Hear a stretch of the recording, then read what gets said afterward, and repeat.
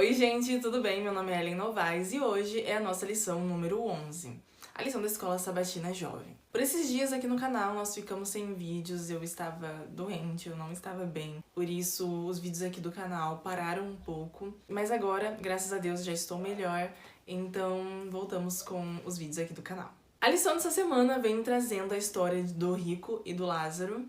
E essa é uma história que nos ensina muito. É uma parábola de Jesus que até hoje é bem discutida no meio religioso e que é uma parábola que tem muito a nos ensinar. A parábola do rico e do Lázaro conta a história de um homem rico e de Lázaro, que era um homem pobre. Como esse homem rico não se importava com o Lázaro e Lázaro ele acabou falecendo e o rico também. Cada um foi para um lugar. Na parábola conta que Lázaro foi para o seio de Abraão e o rico foi para o Hades. Então, a parábola conta que o rico pede para que Abraão deixe que Lázaro molhe o dedo na água e coloque na língua dele para que ele possa, pelo menos, aliviar um pouco ali a dor daquele sofrimento. Só que isso não é permitido, pois há um abismo entre os dois locais. E então o rico também pede para que o Abraão deixe com que Lázaro vá até os seus familiares para que eles não façam a mesma coisa do que ele, para que eles não terminem do mesmo jeito que ele. Abraão responde que se não derem ouvidos aos profetas, não vão dar ouvidos nem que um morto ressuscite. Essa parábola ela traz ali algumas discussões em relação a é literal, realmente existe o céu e o inferno e as pessoas vão queimar eternamente e tudo mais. Existe vida após a morte, então você morreu, você já vai ou pro céu ou pro inferno.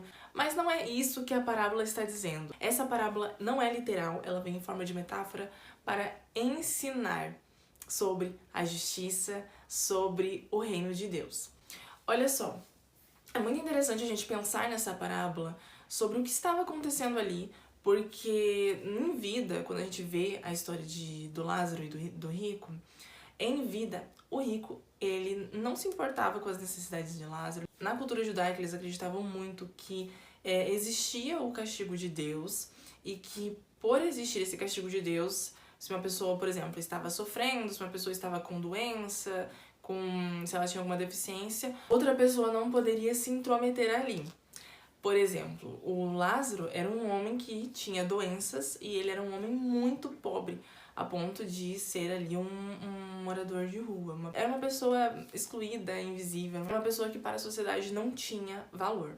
E se você for olhar, por exemplo, para a história de Jó, você percebe muito isso dessa cultura de não mexer no castigo de Deus, que eles acreditavam que era um castigo de Deus, mas não é bem assim. Por exemplo, Jó, ele teve suas doenças, ele perdeu tudo, seus amigos poderiam sim ajudá-lo para aliviar o sofrimento dele, mas eles não fizeram porque acreditavam que aquilo era o castigo de Deus e eles não poderiam se intrometer naquilo. Isso aconteceu com Lázaro também, e ele sofreu muito em vida. Por outro lado, o rico era um homem que tinha fartura, era um homem que estava bem socialmente, ele tinha status, ele tinha dinheiro, ele tinha conforto, ele poderia até mesmo ajudar as pessoas se ele quisesse. Ele era um homem que tinha de tudo. Inclusive, na história, chama muita atenção que o nome dele não é mencionado, mas o nome de Lázaro é mencionado. Mas o nome do rico não é mencionado.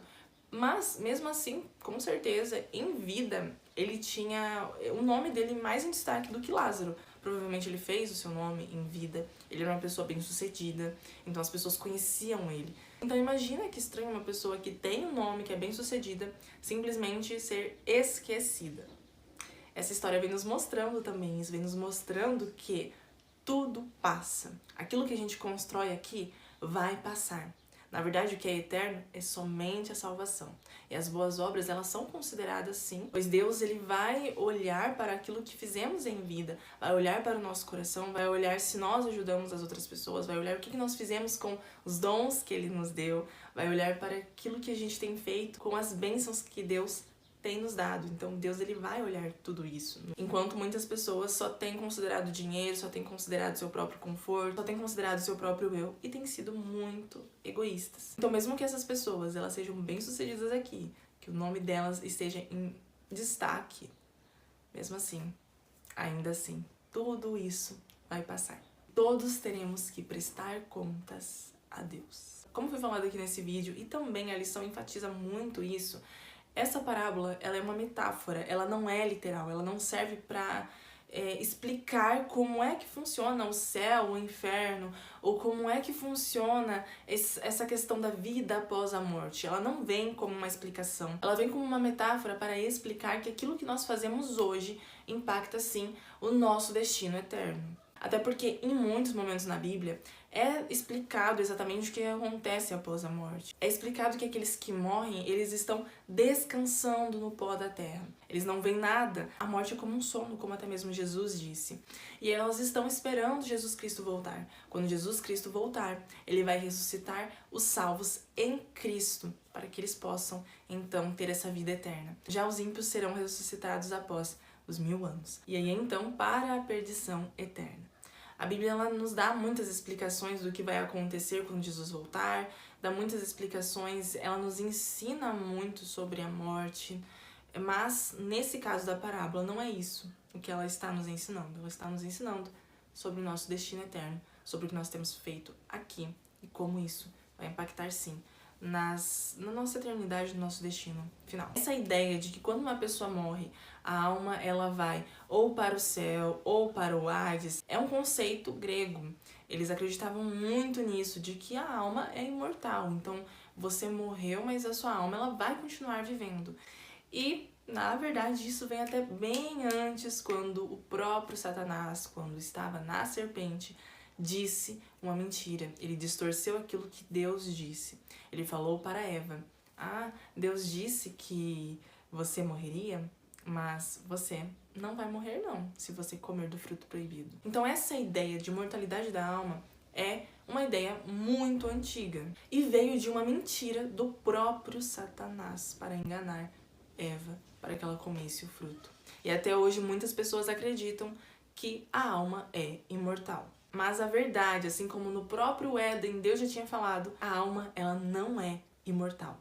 Essa ideia da alma ser imortal entrou na religião cristã através do sincretismo, muitas misturas de religiões. Então, pega um conceito aqui de uma religião, pega outro conceito ali de outra religião, mistura tudo e acabou ali entrando no cristianismo. Mas, biblicamente, essa ideia da alma ser imortal não está correta. E na história, na parábola do rico e do Lázaro, vem deixando muito claro que nosso poder de decisão, as nossas escolhas é aqui nesta terra.